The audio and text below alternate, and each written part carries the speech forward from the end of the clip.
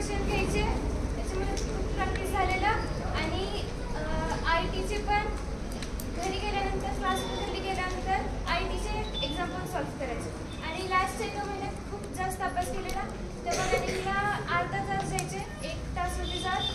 तेव्हा खूप अभ्यास केलेला. आणि जे डाऊट यायचे ते प्रणती मॅमला किंवा चैताली मॅमला विचारायचे. आणि त्या डाऊटचे, त्या टाईपचे 10 ते 15 एक्झाम्पल सॉल्व्ह करायचे तोपर्यंत तो डाऊट क्लिअर नाही होत. आता स्कूल कसं आहे तुझं? स्कूल खूप छान आहे. अजून डेव्हलप नाही झालं, पण खूप छान आहे स्कूल. सकाळी 5 वाजता उठावं लागतं. 5 ते 6:30 PT. त्याच्यानंतर अर्धा तास रेडी व्हायला. त्याच्यानंतर 7 वाजता तिथे ब्रेकफास्टसाठी फॉलोइंग व्हायचं. त्याच्यानंतर 15 मिनिटात रोल कॉल. आणि मग 15 मिनिटात ब्रेकफास्ट. अर्धा तास असेंब्ली व्हायची. त्याच्यानंतर 8 ते 9 फ्री पिरियड. परत 9 वाजता अकॅडमिक स्टार्ट व्हायचा. 1:30 पर्यंत अकॅडमिक्स असायचा.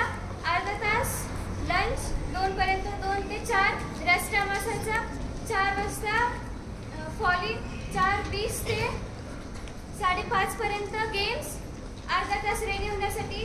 आणि त्याच्यानंतर 6 वाजता ब्रेक.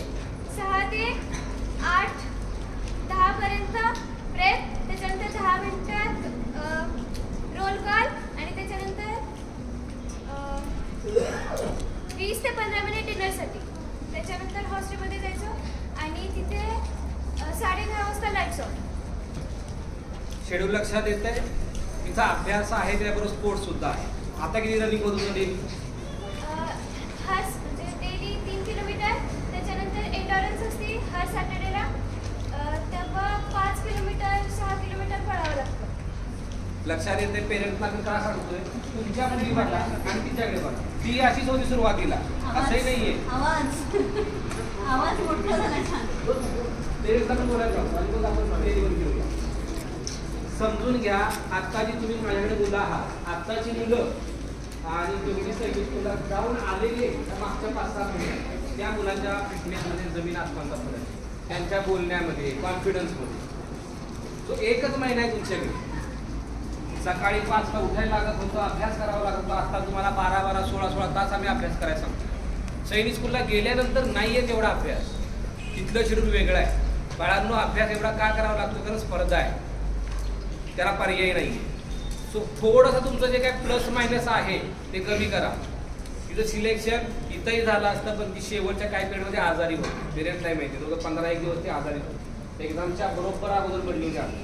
आता अजून मार्क वाढले आहेत. सो आजारी पडू नका. सध्या खूप मुलं आजारी आहेत. आणि क्लासला येताना मी सांगतो, स्वेटर घाला, त्यांना टोपी घाला. नाही, पेरेंट्स स्कूटीवर बसून आणतात. तसेच का मुली कामे, मुलंही स्वेटर टोपी घालत नाही, आजारी पडतात. आजारी पडले की सुट्ट्या जास्त घेतात. हॉस्टेललाही मुलं आजारी आहेत. मुलं हॉस्टेलच्या आजारी सुद्धा वरची क्लासमध्ये जाऊन बसतात. इथं थोडं काय झालं की घेतली सुट्टी. नका करू. मोजून दिवस राहिले आता, मोजूनच.